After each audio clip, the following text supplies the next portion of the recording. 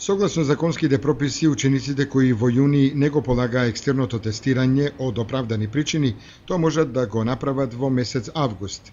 Имено во понеделник и четврток идната недела, на 17, односно 20 август, ќе се полагаат двата предмети предвидени со екстерното тестирање за учебната година 2014-2015.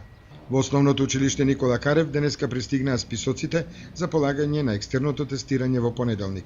Еве денеска ги добивме резултатите на учениците кои од оправдани причини не можеа да полагат екстерно тестирање во месец јуни.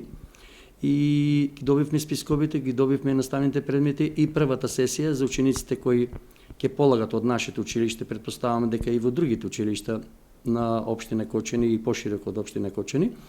Значи на 17 ќе има едно полагање и после 3 дена ќе има полагање и на 20. Со тоа ќе се заокружи екстерното полагање на учениците по одредени наставни предмети. Ние денеска добивме по неколку наставни предмети на кои учениците треба да полагат.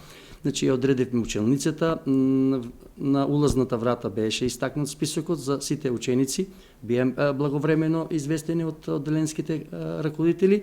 И се надеваме во понеделник, значи имаме 5 ученика кои ќе полагат етика, биологија и германски јазик кои ќе полагат од 9:30 до 10:30 во училиштето Никола Карев.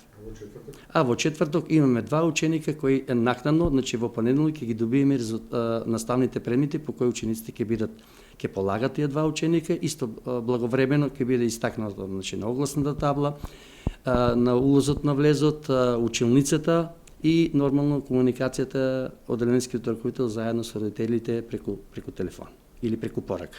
И во останатите основни училишта во општината се пристигнати информациите и списоците за полагање на екстерното тестирање. Нивниот број е мошне мал.